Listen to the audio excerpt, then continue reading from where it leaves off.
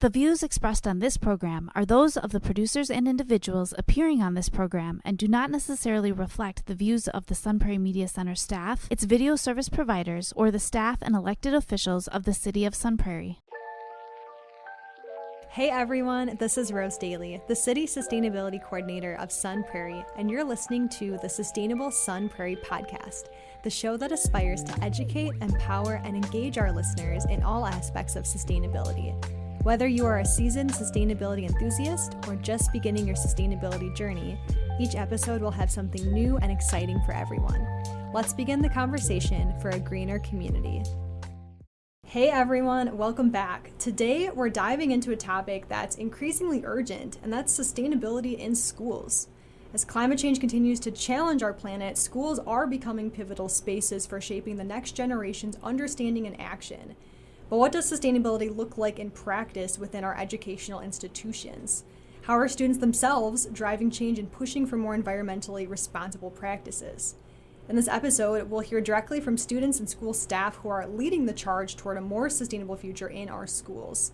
From the first net zero energy school in the state of Wisconsin to a vision of reduced waste in the lunchroom, we'll explore the initiatives that are making a difference. Now, joining me today are three amazing guests who are involved directly in our local school districts. We have Kevin Splain, Claire Neblett, and Pranav Somarathu. Thank you guys so much for being here today. How are you doing?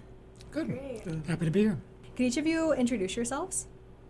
Sure. I'm Kevin Splain, and I am the Sustainability/Energy Manager for the Sun Prairie Area School District, and I'm going into my 9th year there. Previously, I had a variety of roles in other mechanical building systems as a designer, a project manager, a commissioning agent, and most recently an owner's representative. And my background is mechanical engineering technology, and I have a degree from Northeastern University in Boston. Hello, my name is Sri Pranav Somarathu, and I graduated from Sun Prairie West High School this year. I'm a member of the Sun Prairie Sustainability Board, and I've participated in my school sustainability club. And I've been a part of many sustainable actions through Wisconsin over the last 2 years. Hi, my name is Claire Neblett. I recently graduated from a high school in the Madison Metropolitan School District. And during high school, I was a member of my school's environmental club, and I also served as one of my school's representatives on the Dane County Youth Environmental Committee. Awesome. Well, thank you guys for being here. So, Kevin, I think we should start with a question for you. Can you tell us more what energy efficiency and sustainability look like in the Sun Prairie Area School District? Sure. So the sustainability push began for the district well before I got there. Back in 2005, they partnered with a third-party company that came in and kind of gave them an idea of where to start and the low-hanging fruit, so to speak, of energy efficiency measures. And then from there, when things started working, they could see the results. They brought somebody in-house on part-time as an energy manager. And that role grew over time. They kept adding hours to it, and eventually became the full-time role that I was able to come into. And since 2005, the district had been growing rapidly, and we've added 6 geothermal school facilities. That's 4 elementary schools, and now we have 2 geothermal system for our high schools. And one metric I like to highlight when we're talking about the sustainability in our district is that as we've added these 6 new facilities and a sporting stadium as well, we've nearly doubled our square footage of the actual facilities for the district. So we added over 1 million square feet. And last year in 22-23, we used less total energy overall.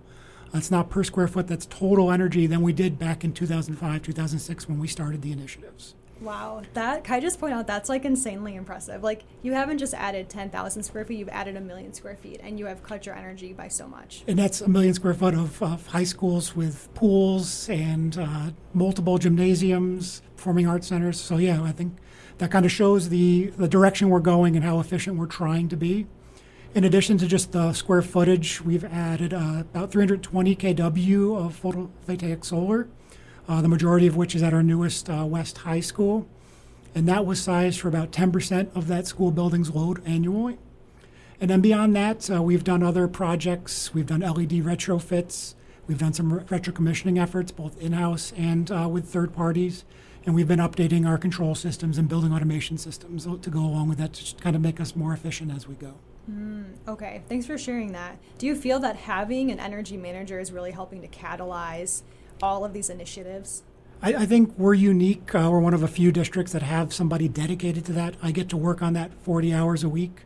In a lot of districts, it's somebody else that's wearing multiple hats. It might be the facilities director that's also trying to be the sustainability person, or it's the business manager, the person that's seeing the bills, that took the initiative to try to do the energy thing.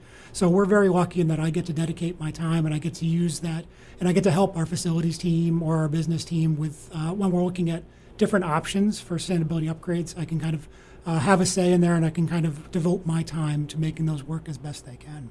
Got it. Okay. So let's say there's a school who doesn't have the budget right now to maybe hire an energy manager or someone who can focus on sustainability full time. What would you say is a good first step for that school to take to begin addressing their operational sustainability? Sure. In my previous role, I was working for the state energy office, kind of just doing that. So looking for districts that didn't have somebody on staff with that expertise and kind of showing them the first steps or how to get going. And it always starts with a baseline. So someone has to collect the bills. Someone might not even be looking at it. They might just being paid, not looking at consumption or how they're doing. And so the first step is entering those bills into some sort of online software, a spreadsheet. There's a great resource, a free one online, that you can put your energy use in and get a score, a 0 to 100 score, nice and easy. Everybody can understand it. And 50 being the average building in your area, comparable buildings. And if you're over 75, you can get recognized as Energy Star rated. So that's the first step, just figuring out where you are, and you can't help things that you're not measuring or you don't know where you're at. Exactly. Yeah, we like to say on the show, you can't reduce what you first can't measure. So that's awesome. I'm curious to know if the school district does anything to make these systems visible to students and staff, because we can appreciate in this podcast everything you guys are doing, but it's also important that staff and students are aware of these upgrades and that they can appreciate them too. I think we're somewhat lacking. We'll probably hear that from the students or the former students when we get there, but we're looking for ways to highlight those. Our new elementary schools, we did move the mechanical room to the center of the building, and it's enclosed in glass. So the students, when they're walking from their classrooms to the specials or lunch, they have to walk past a pump room. And it's just to kind of bring awareness and maybe create a little interest in that system. If they look up as they're passing them, they'll see piping and ductwork that's color-coded and labeled, kind of just give them an idea. So it's just to kind of pique the interest. We haven't done those things at the higher level schools. We have some solar. It's somewhat visible, somewhat not. So we're continually looking for ways to kind of bring that more into the classroom or to make it more public facing. Okay, I love the window idea. It reminds me of how some restaurants now have windows into the work area where the chefs are, and you can really see like how your food's being prepared. So I like that a lot. There was some pushback from the maintenance staff. Didn't want to be like they were on display in a fishbowl when they're working on stuff, but I think it's worked out well. Yeah, and I do understand that side of it too. All right, Pranav, question for you. So since you were a student in the school district, were you aware of any of these sustainable systems when you were a student? I think one thing that was visible was the solar. I feel like solar has been the most visible source of energy to all the students. It's usually on the outside of buildings as well, so a lot easier to see. Geothermal, which is a big source of energy right now, was not as visible. I heard a few things about it, but it wasn't shown to the students in the way that would really inspire them to learn more about it. And I think that going into the future, the school should try collaborating not only through like presentations and like assemblies to talk about this renewable systems.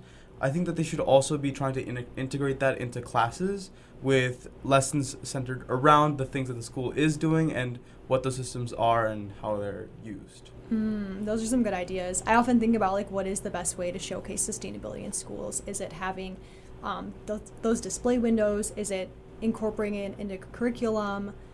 Is it having those assemblies? Yeah, so those are all really good thoughts. So Claire, you are not a part of the Sun Prairie Area School District. You were in Madison.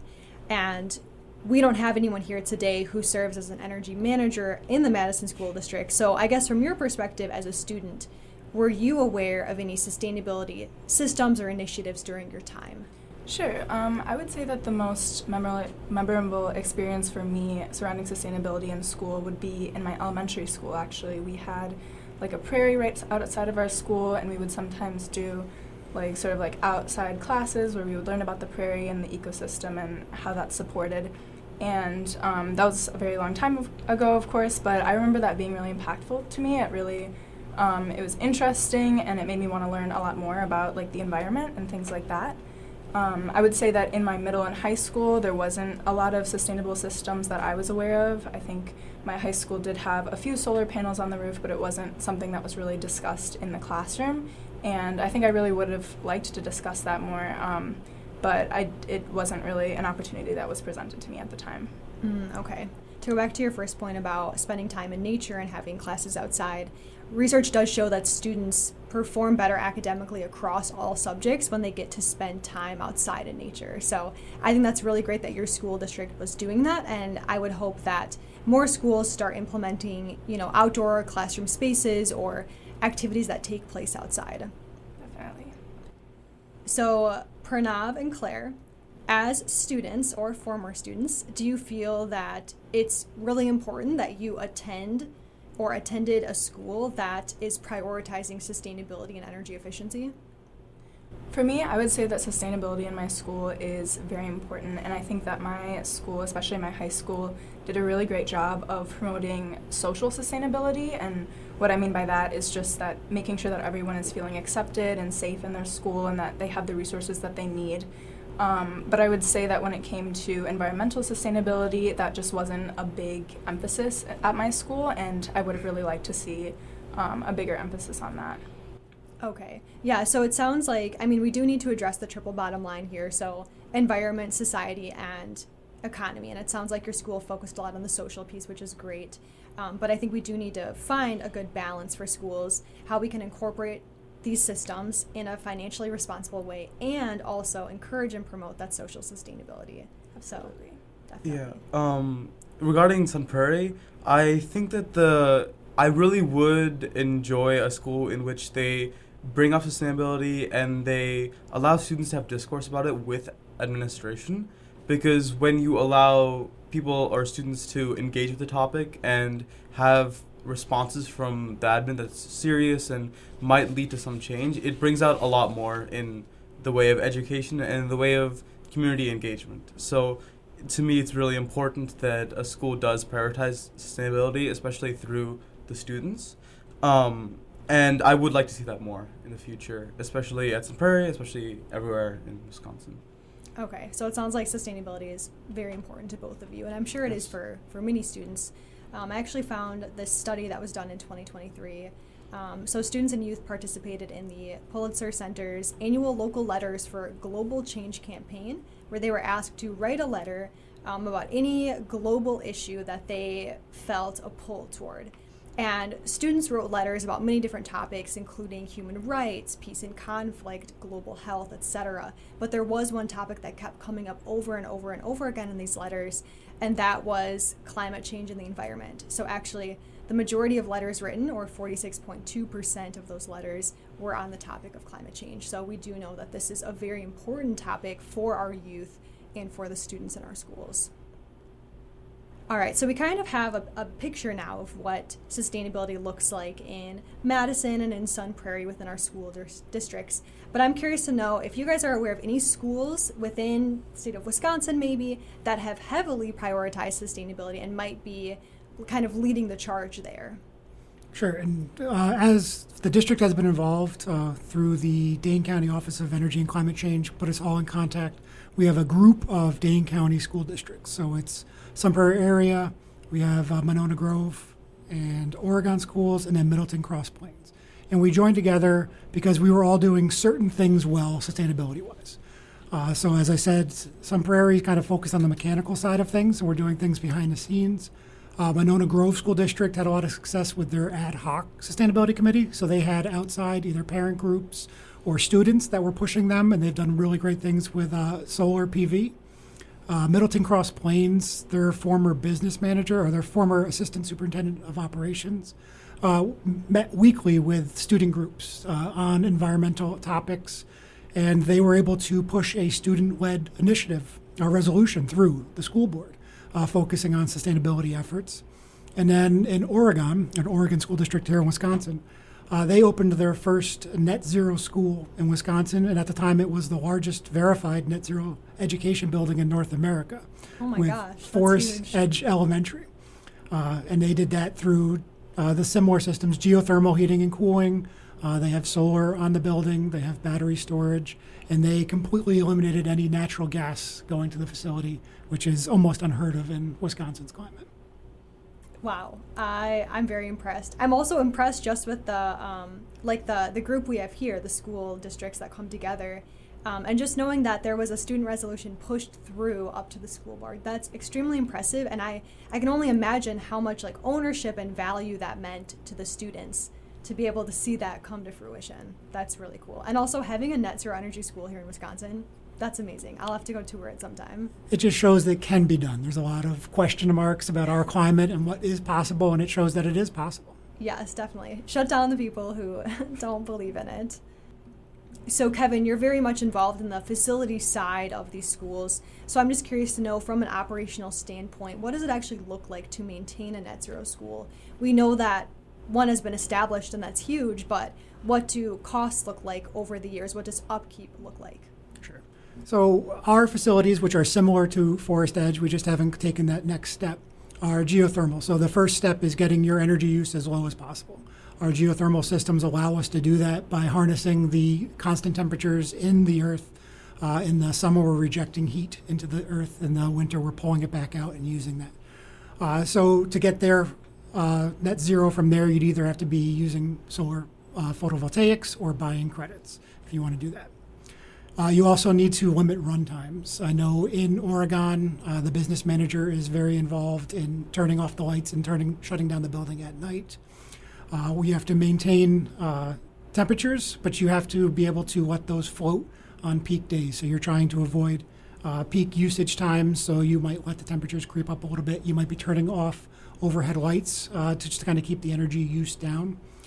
For us in Sun Prairie, we have a lot of outside groups that are using our facilities, not only our internal sports teams, but we have external sports teams that use it. We even have local homeowners associations that rent our facilities. We're trying to do more. We hosted the lacrosse state championships this year at our stadium. So our use is kind of working against us as far as being able to get to that net zero thing.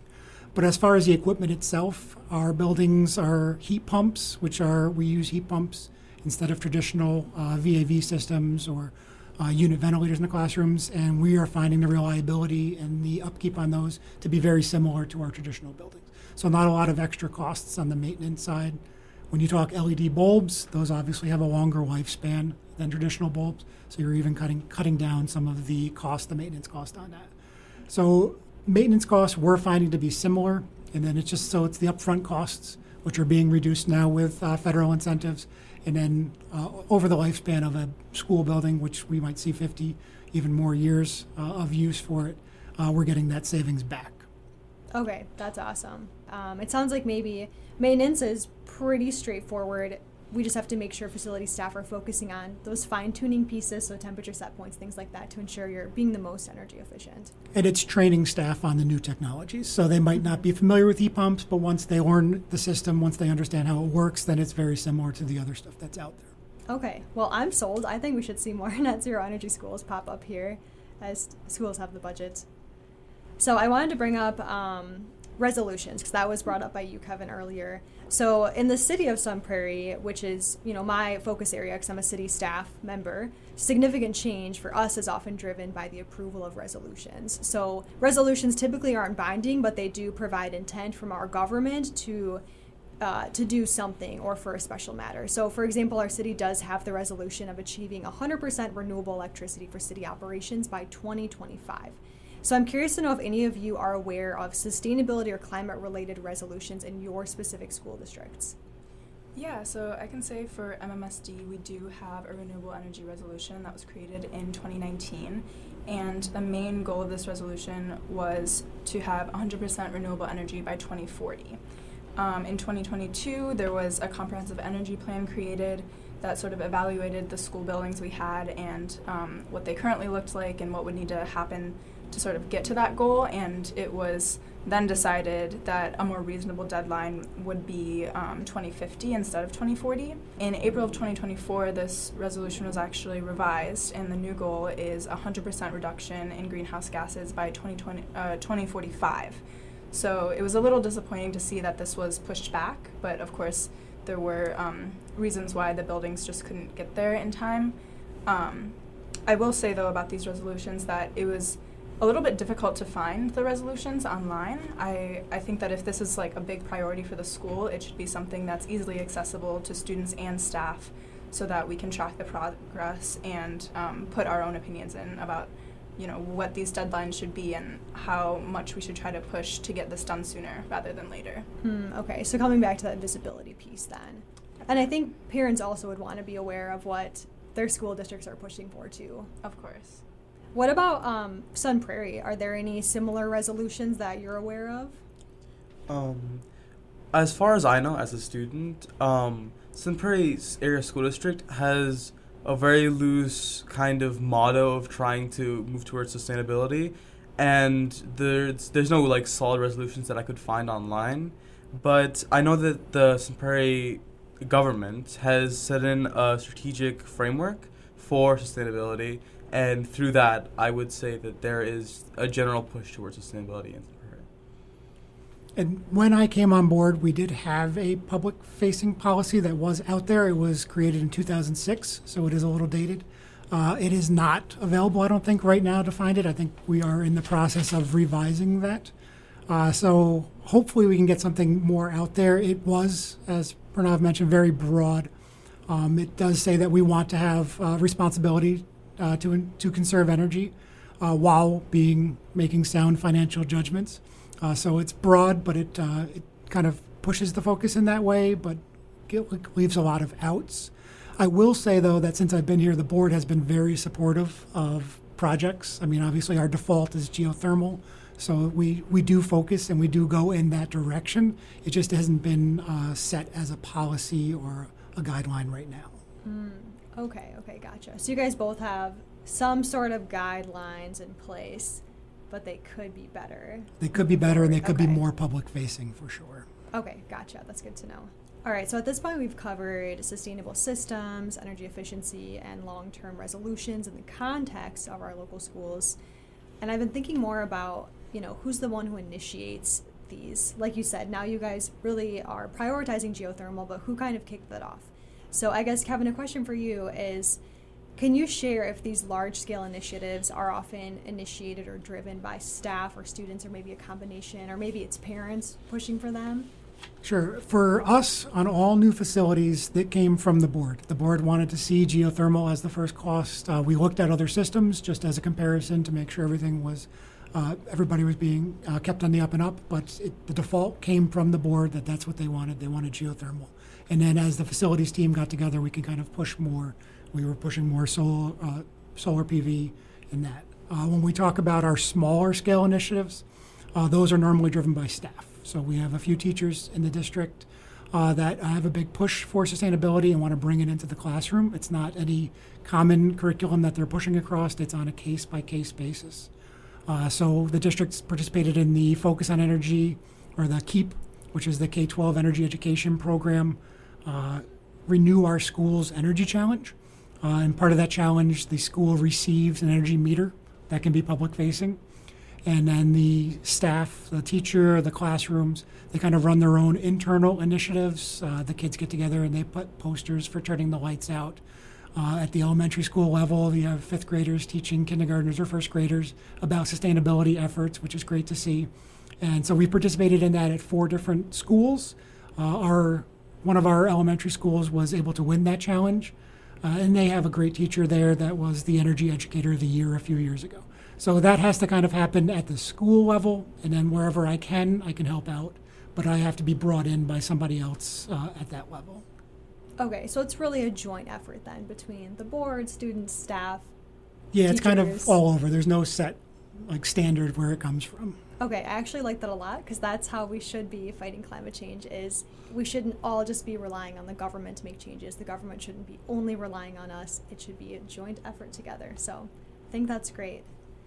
Can you tell us a little bit more about Royal Oaks? Because I think we had talked offline a little bit, and you had mentioned that there's special like practices they do in this school, like with students and staff, that the other schools do not. So turning off lights and doing kind of different temperature set points.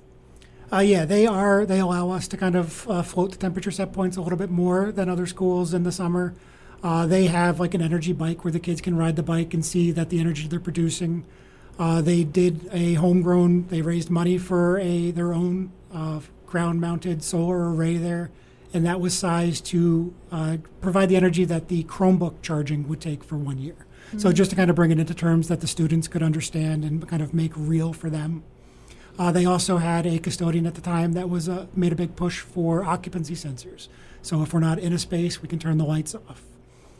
We've also, as part of their energy challenge, we brought the kids into the mechanical room and we came up with different strategies. We installed some variable frequency drives. They have a large air handler there that runs whenever the school is occupied. So we were able to install drives to kind of slow that down when it's not needed. So if it gets way far from set point, we can ramp things up. But when the school is operating nice, it's content, we can slow everything down and save a little bit of energy there. This year, coming online soon, is going to be a wind turbine. They also raised money for that. The school association did, and that'll be going up. It'll be online by the fall, hopefully. So the kids will be able to see that in action as well. That's awesome. I'm excited to see the wind turbine too. I want to come back to the floating temperature set points. So it's understandable from an operational perspective that implementing, those set points or floating them a bit from what's standard will help us to save energy. That makes sense. But I also think that having those different set points might come with some mild discomforts, like maybe in the winter students have to have a sweater with them if they're wearing a t-shirt, or maybe in the summer it might be a little bit warmer in the classroom. So a question for the former students in the room. As a student who actively spends a lot of time in school, would you guys be willing to tolerate like mild discomforts like this if it meant that your school's energy demand could go down? I think that, yeah, as long as the discomfort is decently like mild and it's like something that you can just plan for, I think that dropping energy would be more important. And I think most students would be on board with that already because they don't mind too much if they have to wear a sweater in the winter. Yeah, I agree with Pranav. I think that I think that school should be a place where there's not a lot of distractions and things like that, but I think that mild discomforts are just little shifts that we can make to the way that we, live in the building could be really helpful as sort of like a learning tool for students to engage in sustainability and just see like the little things that they can do to make a difference. And of course, it would be great to have a more sustainable school. So. Okay, gotcha. So we've really hit on and covered energy efficiency in the school district. Now let's focus on student life, because students can drive a lot of change within our schools. So Claire and Pranav, as former students, or when you were a student, do you feel that you had a voice when it came to sustainability? Are you listened to? I would say that as a student, I did feel like I had a voice, especially on environmental issues through my environmental club. But I think the biggest challenge for us was figuring out how to be heard, I guess, or who to really talk to about the concerns that we had. I started high school in 2020, and this was the same year that my school began going under a really big construction and renovation project that is currently still going on. And while I wasn't a student at this time, in 2019 there was a facilities study and assessment that took place at my school, and as part of that they had like student focus groups where students could put their input about what they wanted to see in the school and the changes that they wanted with the construction. And although I wasn't able to be part of that, I think that would have been a really great opportunity to sort of, for students to voice their sustainability concerns and to really put that as a priority for our school. And I think that a lot of these ideas that the students did share at that focus group were incorporated into the construction. So I think that would have been a really great opportunity. Unfortunately, I wasn't able to participate in that. And I think that one of the biggest challenges was finding sort of like who to talk to when there wasn't like a study going on or something like that. And I think there was a lot of things that we could have done better as students. As I reflect on my time in my environmental club, I think that having support from students outside of the clubs, like maybe creating petitions or things like that, would have been really helpful to bring to high members of staff to really voice our concerns about sustainability in our school and the initiatives that we wanted to see put in place. Okay. I think it's great that during their construction project they did give students a space to share and let their voices be heard. That's super important. But yeah, I do see how there's oftentimes disconnect between students and upper administration. I think I did have a voice in Sun Prairie High School, and I think that there was stuff that I could have done. The one issue was it almost always relied to set up a club, because at Sun Prairie West High School there still isn't a robust club for environmental issues yet. And to set up a club, it relies on having a teacher as a endorser or club sponsor, right? And when a whole operation is dependent on if a teacher is free and they're willing to take time out of their day, which might be busy and they might have kids, they might have other responsibilities, needing to have another teacher there just to qualify students to get together and voice their concerns seems, it felt really bad, because we couldn't actually end up setting up a club. And looking back, again, we could have done better. We could have voiced our concerns more. We could have tried reaching out more, especially to East, because East does have a robust club. But I think that the school could participate in that by letting students be a part of decisions that involve sustainability, especially as West High School is supposed to be a model high school that shows sustainability in our district. I think that students should have been more involved in that, especially through planning and activism. Okay. It is frustrating that having that dedicated teacher is a barrier to students, because that's something you can't control. Yeah. It'd be nice if there was like a second option, like can you bring in an external person who could like lead your club and they can be a liaison with the school. So it sounds like maybe it'd be a good idea in our schools to incorporate a sustainability coordinator who can like serve as that middle man between students and upper administration, kind of like my role here in the city. I work with our community members and the city as well to make sure we're addressing the concerns of our residents. What do you guys think of that? I personally think that would be a great idea. If it was something that my school could afford, that would be something that I would really want to push for, because like Pranav was saying, like, you know, our teachers are busy. Usually, like, the person who was in the moderator for our environmental club was the environmental science teacher, and she was really great, but she really didn't have a lot of time on her hands to address our concerns and sort of take that to the higher level. And that was really a big issue, is that we had a lot of projects we wanted to work on, but it just seemed like no one really had the time to like listen to our concerns and take that to a place where it could actually become an action item. So I think that would be a really great position to have in our school districts. I'm on the same page. I think that students need a contact point, because without that, they sort of sometimes feels like their voices are just being thrown into the air and never actually listened to. So having a person who's maybe not dedicated a job, but whose responsibility is to have contact with students, get ideas from there, and present it to administration would be a really, really helpful thing for students to organize around and then propose ideas to. And I think that, you know, budget-wise, it is a bit of a struggle to try getting another teacher or another person to agree to take on these extra responsibilities, because, again, everyone's busy and there might not be budget for that. But I think that whatever role, however small it might be, would be helpful to students. And I think, as I said, we're lucky to be a district that has my position, but there's a million different ways to approach my position. I think my predecessor more was on the side of working with the other side of the house. For the district, we have the two sides. We have the teaching, learning, and equity side, the TLE, and then we have the facilities and the business services side.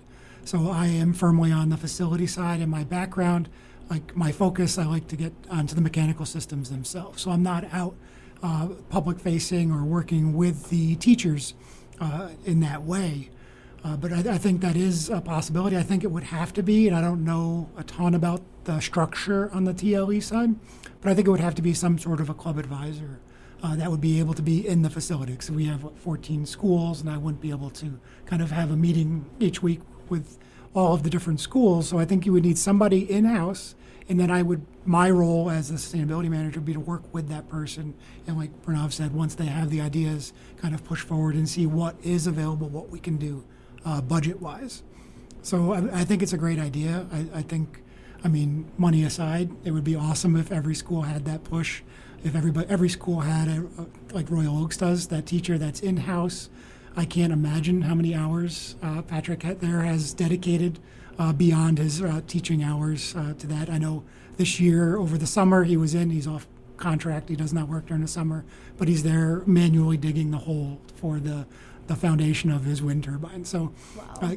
There's people that go above and beyond, but that can't be the norm and that can't be the expectation. Right. So there would have to be some sort of role developed for that and then budgeted for that. Okay. So something definitely to start thinking about. And Kevin, maybe you can be the person to start pushing for that. Not to add another thing to your plate, but yeah, maybe we could start with you. Or hire someone to work with you, and they could be more of that public-facing education. That to would be balance you out. perfect. Yep. Yeah. So when both of you were students, what sort of sustainability projects did you guys propose or work on or lead in your schools? I was mostly working with natural environments. I tried setting up, I did set up a wildflower garden in Fox Point Park. I participated in a lot of cleanups in the local parks through East High School's Sustainability Club, considering they had a more robust one. And outside of high school itself, I worked on the Line 5 protest, which was protesting a gas line that was leaking into a lake in a reservation, which would have been really harmful to the wildlife and people who rely on that lake.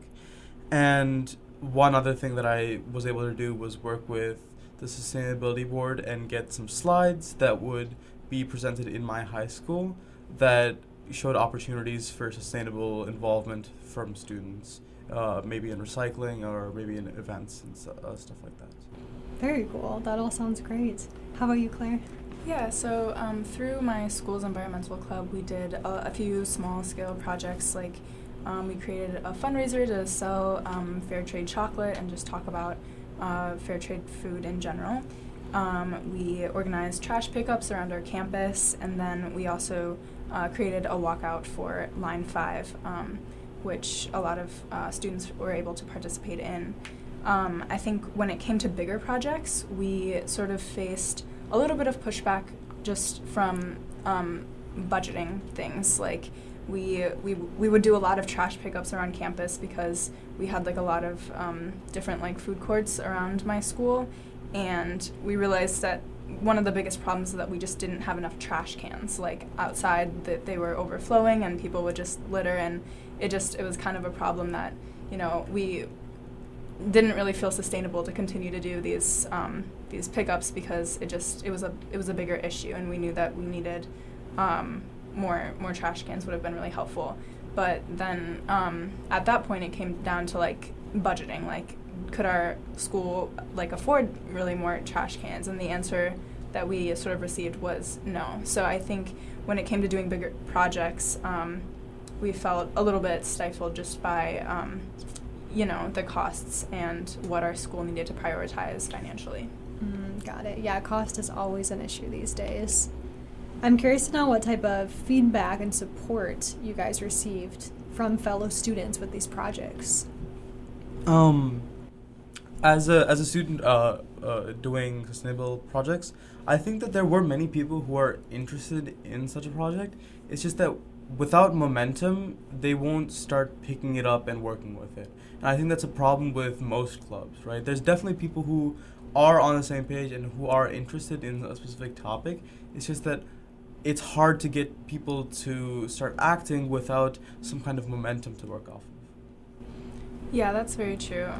I think one thing that I really noticed while I was part of the environmental club was that a lot of the students who weren't in the club weren't really able to get the information about the activities that we were doing and like the fundraisers and the walkouts, things like that. I remember the week of the walkout that we had planned, it was I had like heard some people whispering in class, like, have you heard about that walkout? Like, yeah, but I don't really know what it's about, so I'm not going to do it, and things like that. And we really tried hard to make our voices known and to make students informed about these sort of things, but it is very difficult to, just from the student side, to just make other students care and to make them, pay attention to the issues that we're trying to spread awareness about. So I think that was something that we really needed to work on, was how do we make people care and how do we make them pay attention to what we're trying to tell them about. Okay, so maybe having some sort of like central sustainability communication hub where people can get information, learn more about it. For sure. Okay, gotcha. So in addition to these projects that you guys worked on or initiated, did you notice any operational changes, either big or small, at the school during your time as a student? So at my school, at Sun Prairie West High School, I noticed in the last few weeks of school, actually, they started trying out vegetarian, or maybe the last few months, they were trying out vegetarian and vegan food options, which was really exciting, especially as they were doing trials with a set amount of like little samples giving out to students, and then polls asking about what their ideas were about adding that to the school food menu.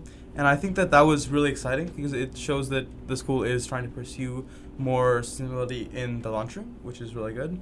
But one thing that I was a bit concerned about was the fact that the school was switching between hard reusable lunch plates for lunch and styrofoam plates, which was really concerning because I saw how many hard plates there were, and I thought that would be enough and you wouldn't need more waste from the styrofoam, but it kept on showing up, and I think that that's one thing that maybe they're working on right now. Okay, so some pros and cons that you noticed. Yeah. Got it. Yeah, I would say one of the biggest changes was that for the years that I was in high school, the school was under construction pretty much constantly, and through that there were some changes. One really great thing was that they added a new wing to the building that had a lot more natural lighting, and it was really nice, and it made the space just feel a lot better for learning, honestly, just because the natural light, it just made me feel more focused, and I really enjoyed that. Unfortunately, because our school is just getting very big, they had to remove the outdoor courtyards that we had. We had some very nice outdoor courtyards where people would eat lunch and sort of just have a social space, and those sort of got covered up. So that was a change that was a little bit disappointing, just because we really liked having that outdoor collaboration and learning space. But okay.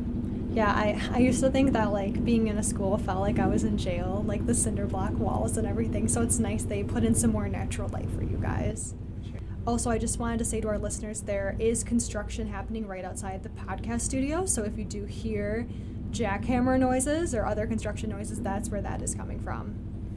I just want to say we have done that in Sun Prairie as well. Our newest buildings have been very open to natural light, and we kind of have features built in where there's a lot more windows in our newer schools, but we're also guilty of closing in courtyards in some of our older facilities. And I think that was just, at the time, we were looking for cheap square footage, and things got closed in. I'm kind of surprised they're still doing that. I mean, with the focus now that and the studies that have shown, it just makes a lot of sense for the kids to have access to natural light and all that. So we've done both ways here as well. Definitely, yeah. Yeah, I also read online that students who get to spend time in nature or can see nature are more enthusiastic about going to school. So I think it could benefit everyone for sure. All right, so a question for all of you. We've kind of talked about some things the schools are lacking or they could be doing better, or concerns you guys have about their operations. But in your opinion, what are the top things our schools are still lacking? In my opinion, I think that the main things that I focus on are sustainability in the lunchroom and then outreach, because those are the things that I see the most, interact with the most, because you're going to lunch every day and you're talking to people every day, and I feel like those are the most important things that we can focus on as students. And right now in the lunchroom, I think that we should be backing away from bagged foods. I really would like foods that aren't individually plastic wrapped for each different student, and foods that are more whole and healthy for the students themselves, and maybe replacement cutlery that might not be it might not be plastic, and might be something that's compostable or reusable. And I think that people-wise, our schools should set up a sustainability initiative to involve students in the planning and executing of different projects that are happening throughout the school.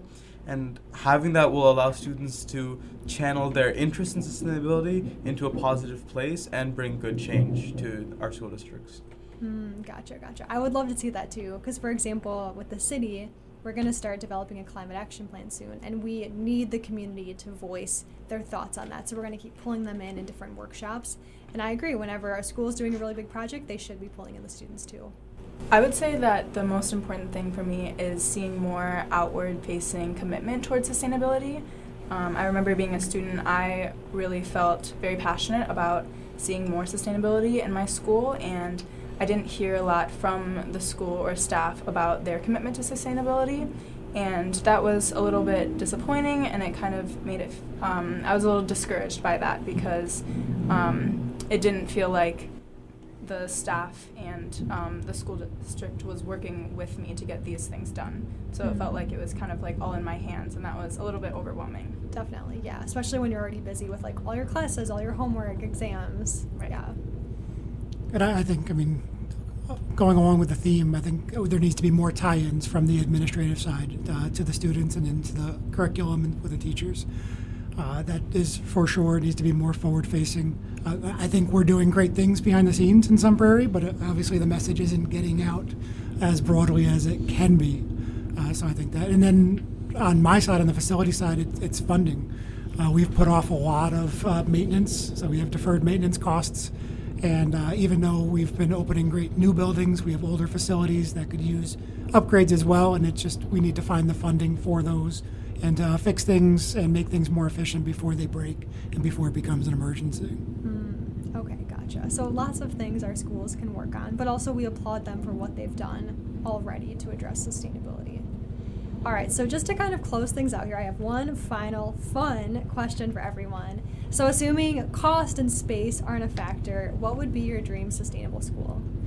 I think for me, with the mechanical side, I would want monitors and sensors everywhere. I would want to know everything going on in the building, and we would use those sensors for demand response. And that means if we have rooms that aren't being occupied, no one's in there, we don't need to condition them. But if we are having a more higher demand, if we're having an assembly, if something's going on, and we can kind of see that as it's happening, we can respond to it, and we can just match the need if it's cooling, if it's outdoor air. If we don't need to bring in outdoor air, then we don't have to bring it and condition it in the middle of winter. So it's just being able to monitor and then react to those things. And as I said, a public-facing dashboard would be awesome. It just keeps everybody accountable, myself included. So if we have that information out there and everybody's aware of it, then everybody's held a little more accountable for what's going on. I love that. Yeah, just having that real-time energy viewing and also control options for those staff. That's great. For me, first and foremost, I would love to attend a net zero school. I think in the future I want to study sustainability and be working with it, and I think it would be great to be learning in a place that's supporting what I want to go into in my future. Also, I would love to have a composting system at my school for school lunch, because obviously with public schools there's a lot of food waste, and having a composting system would be just a great way to offset that. I would love to see more sustainable lunch options and options for maybe vegetarian or vegan people, because I think that's something that I kind of saw as not as big of an option when I was in school. Of course, more outdoor classrooms would be great. I think I really love to learn outdoors. I feel a lot more focused that way, and I feel like I'm getting my education, but also getting what I need outside of school, which is just to be outside and to be in nature. I would love if we could have some gardens at my school. We used to have gardens, and then because of construction things were halted, but I'd love to bring those back and have them be free and edible gardens that people can use, and then more recycling options would be great, of course, just because in schools, we have a lot of things that are kind of more difficult to recycle, like pens and different sorts of things that it would be great to have that option available to students. Definitely. I want to just comment on the garden piece here, because I also, I have a vision of students, working in gardens and growing the food they eat at lunch. But I guess I didn't realize this, but school gardens have been studied for many, many years, and 83% of these studies found that students who got to interact with a school garden during their school day had much higher academic performance in science, math, and even language arts. So I think, again, it comes back to these systems not only benefit the environment, they will also benefit the students. And I think for me, my model school would again have net zero emissions, because I think it would be really cool to see a system that was built up so that the school would not be using any more energy than it really needs to, and that it's maintaining equilibrium. I really would like to see a low waste focus for a school. I want it to be taught that you shouldn't be over-wasting food, or you shouldn't be over-wasting materials for no real reason. So I think that having a focus on low waste would really not only help out the sustainability of the school, but it would be important to teach students as well, because if you teach low waste to students, then they'll practice that for the rest of their lives. So I think that's really important. They'll bring it home with them too, which is so important. And I think, moving on from that, I think local fresh produce in the lunchroom would be amazing, because it will also teach students how to interact with local produce, which is a lot more sustainable than farm produce, and having a lot of natural light throughout the building, like at West High School, which has tons of windows, it's all open, which is really nice. And having that light really makes the building seem a lot more productive, and it kind of connects you with the outside world, which I really enjoyed.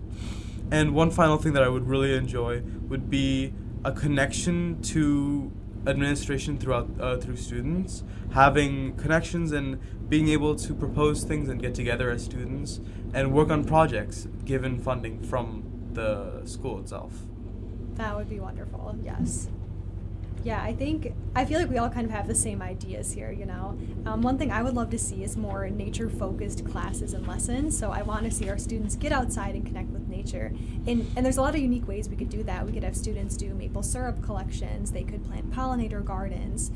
They could work on rainwater collection, composting. There's so many ways to get students outside. And I feel like it's important to do this because as humans, we're more likely to be willing to protect something if we have an appreciation and a love for it. And I think by having our students spend time in nature, they'll develop that appreciation and respect for nature, and then they're more likely to move forward with protecting it, which would be great. I also would love to see outdoor gardens, orchards, and food forests. Just seeing our students eat the food that they grow on their own campus would be amazing. And then also having indoor food systems too, so aquaponics, hydroponics, the students could be the ones to build them and maintain them. That would be so cool. Outdoor classroom spaces. I saw a lot of these when I lived in Costa Rica, and the students they loved them. They loved being outside in the classroom. And then from the energy standpoint, I also want to see net zero energy schools and carbon neutrality. I was thinking that if I ever have kids one day, I will really want them to go to a net zero energy school. If there's only one school in the whole district that has that, I will make sure they go to that school, because that aligns with my priorities. And lastly, to kind of touch on what you mentioned, Pranav, I want to see a zero waste school. So no waste coming out of there, everything recycled, repurposed, or upcycled within the school. All right, any final thoughts? All right, well, thank you guys so much for being here today and for sharing all of your wisdom and all your thoughts on school district sustainability. Thank you. Thank you so much. Thank you. All right, bye everyone.